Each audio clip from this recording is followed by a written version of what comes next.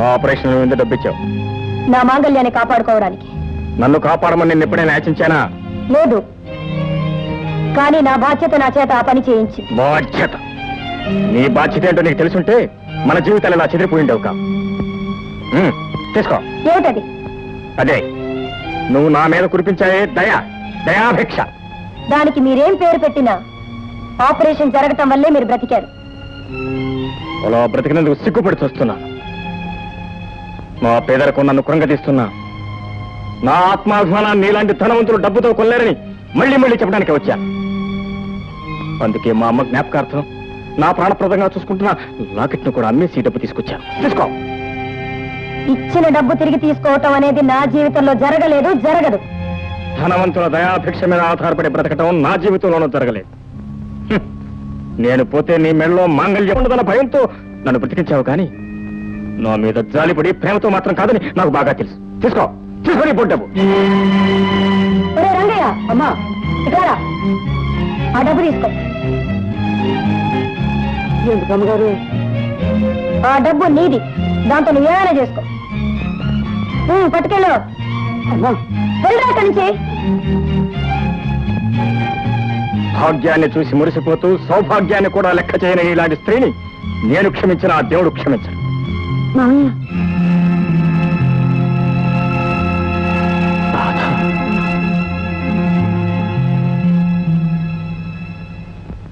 మామయ్య, ఇతనే మీ అబ్బాయి. నాన్న నాన్న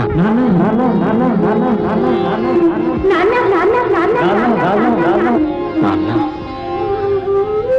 నీ పరిస్థితుల్లో నాన్న నాన్న అని పదే పదే అనిపించుకోవాల్సిన ఈ మాటలు నీకు 25 ఏళ్ళు వయసు వచ్చిన తర్వాత తొలిసారిగా వినాల్సి వచ్చింది.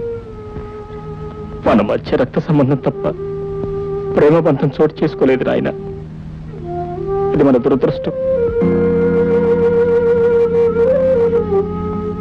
విచారించకండి నాన్నగారు, త్వరలోనే అన్ని బంధాలు చక్కపడతాయి. చక్కపట్టు ఇంకా ఏం చక్కపడతాయి నాయన. అన్ని బంధాల్లోకి ముఖ్యమైన అనుబంధం నా జీవిత బంధం ఇలా తయారైన తర్వాత రాధ నువ్వు ఇంట్లో ఒక క్షణం కూడా ఉంటాను వెళ్ళేది. పద. అన్నా మురళి, రాత్రి వెళ్ళని. అది కదమ్మా, వాళ్ళు అనవసరంగా మాట్లాడకు. రాత ఎవరని తెలియనప్పుడు నేనే ఇక్కడ ఉండమన్నాను, కానీ ఇప్పుడు నేనే వెళ్ళమంటున్నాను. రాధ ఎవరో ఇప్పుడు మాత్రం నీకు తెలుసా? కేవలం నా మేనకోడలే కాదు, ఆనాడు నీ దురహంకారానికి నీ మూర్ఖత్వానికి బలైపోయి సమయానికి వైద్య సహాయం అందక దారుణంగా చచ్చిపోయాడా నా మిత్రుడు శ్రీధర్రావు. ఆ శ్రీధర్రావు కూతురే ఈ రాధ. ఈ రాధ తండ్రి చావు కారణం నువ్వైతే నీకు జబ్బు చేసి చావు బ్రతుకుల్లో కొట్టు పెట్టాడుతూ ఉంటే నీకు అహర్నిశలో సేవ చేసింది ఈ Radha. You ungrateful creature. Murali, అది కాదమ్మా, నువ్వు ఇప్పుడు ఆలోచించవలసింది వాళ్ళ గురించి కాదు, నా గురించి, మన పరువు గురించి. అమ్మా నువ్వు రాత్రి మర్చిపోవాలి. అమ్మా, అది మన పరువు గురించి. నా మీద ఏమాత్రం గౌరవం ఉన్నా మీ నాన్న నువ్వు కలుసుకోకూడదు. అమ్మా, అది నా గురించి. చూడు, నువ్వు వెంటనే వెళ్ళి గీతం తీసుకురా. ఇది నీ గురించి. వెళ్ళు, వెళ్ళి గీతం తీసుకురా.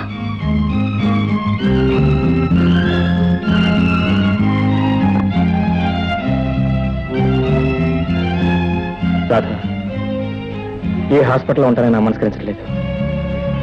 మనం ఇక్కడ క్షణం కూడా ఉండొద్దు, మనం వెళ్ళిపోతాం.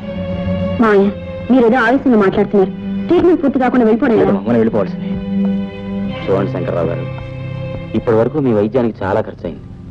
ఇంకో 10 రోజుల పాటు జాగ్రత్తగా మందులు వాడితే గానీ మీ ఆరోగ్యం పూర్తిగా కుదరపడదు. అవును మాయ, లేకపోతే చేసినంత వృధా అవుతుంది. ఈ ఊర్లోనే ఏదైనా ఇల్లు అద్దెకి తీసుకుని ట్రీట్మెంట్ చేయించుకుంటే బాగుంటుంది. Correct correct. ఇల్లు అంటే జ్ఞాపకం వచ్చింది. శంకర్రావు గారు, మీ అదృష్టం కొద్దీ మా పక్కన నిన్నే ఖాళీ అయింది. నిజమేనా? అందులో ఉంది కానీ. ఏ మాయ,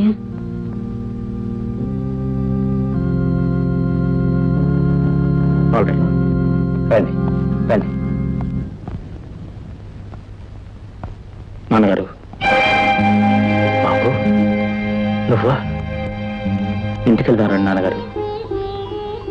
ఇంటికే? ఏ ఇంటికి బాబు? మన ఇంటికి.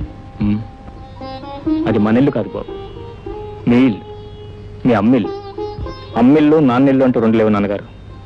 మనందరికీ ఉన్నది ఒకటే ఇల్లు.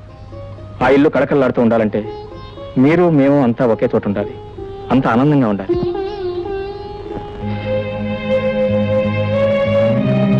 నీ ఆవేదన నాకు అర్థమైంది బాబు. కానీ మీ అమ్మ నేను కలిసి ఉండే అవకాశం ఈ జన్మకు లేదు, ఇక రాదు. ఎందుకు రాదు నాన్నగారు? మీ ఇద్దరి మధ్య ఎప్పుడో వచ్చిన ఓ చిన్న మనస్పర్ధ వల్ల జీవితాంతం ఇలా పంతాలు పట్టింపులతో విడివిడిగా బ్రతుకుతూ బాధపడుతున్న కూర్చుంటారా? నేను మాత్రం ఈ ఒంటరి బ్రతుకు కావాలని కోరుకున్నాను బాబు. మీ అమ్మ మూర్ఖత్వంతో మన జీవితాల్లో తయారయ్యాయి. అలా తయారయ్యాయి కాబట్టి ఎప్పటికైనా సరిదిద్దుకోమంటున్నాను. అమ్మ పైకి చెప్పుకోలేకపోయినా తనలో తనే ఎంతో కుమిలిపోతుంది. అభిమానం అడ్డొచ్చి తప్ప మీ మీద అనురాగం లేక కాదు. ఆత్మాభిమానాలు మీ ఇద్దరి మధ్య అడ్డుకోవడంలో వేధిస్తున్నాయే కానీ అనుబంధాలు లేక కాదు నాన్నగారు. అనుబంధాలు ఏమిటి? అనుబంధాలు మీ అమ్మ కట్టిన తాళికే విలువించింది తప్ప కట్టుకున్న భర్తను గౌరవించడం తెలుసుకోలేకపోయింది. ఇక మేమిద్దరం కలిసి జీవించడం జరగని పని. ఎందుకు జరగదు నాన్నగారు? ఎంతసేపు మీ ముండి పట్టుదలతో మీరు మాట్లాడుతున్నారు తప్ప మీ కొడుకు పరిస్థితి ఏంటో ఒక్కసారి ఆలోచించారా? ఇన్నాళ్ళు నా తండ్రి ఎవరో నాకు తెలియకుండా బ్రతికాను. ఇప్పుడు తెలిసిన తర్వాత కూడా అలాగే తండ్రి ఎవరో తెలియకుండానే బ్రతకమంటారా? నో, మీరు నాతో వస్తే తప్ప నేను ఇక్కడి నుంచి వెళ్ళను. నేను ఇక్కడే ఉంటాను, మీ దగ్గరే ఉంటాను. వద్దు బాబు, నీ తల్లి నన్ను వదులుకోగలిగిందే కానీ నిన్ను వదులుకోలేకపోయింది. నన్ను వదిలి బ్రతకగలిగిందే కానీ నిన్ను వదిలి బ్రతకలేకపోయింది. అంతేకాదు, తల్లి నుంచి బిడ్డను వేరు చేసి అన్న అపకీర్తి నాకు అంట కట్టొద్దు. తండ్రిగా నా ఆశీస్సులు నీకు ఎప్పుడూ ఉంటాయి. నా మీద గౌరవం ఉంచి నువ్వు రాత్రి మర్చిపోయిన ఆయన మళ్ళీ ఎప్పుడు ఇంట్లో అడుగు పెట్టొద్దు. అంతేనంటారా? మా మాటకంతే. I'm sorry. I'm sorry. Okay.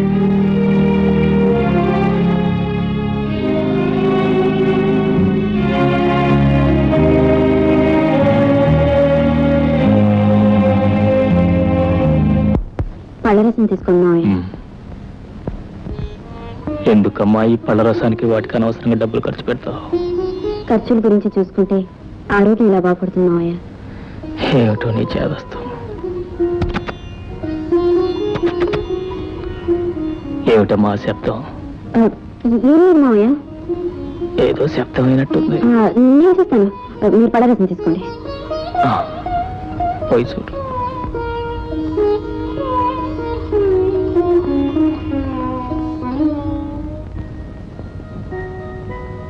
నాన్నగారు ఒంట్లో ఎలా ఉంది? మందులు వాడుతూనే ఉన్నాను, కానీ గాయపడ్డా ఆయన మనసుని ఎలా బాగు చేయాలో నాకు అర్థం కావట్లేదు. Don't worry. మా అమ్మగారిని నాన్నగారిని తప్పకుండా కలపాలనే ధైర్యం నాకుంది. మా అమ్మ మనసు మార్చడానికి నేను ప్రయత్నిస్తాను, నాన్నగారు మనసు మార్చడానికి నువ్వు ప్రయత్నించు. ఓకే? ఓకే, వస్తాను.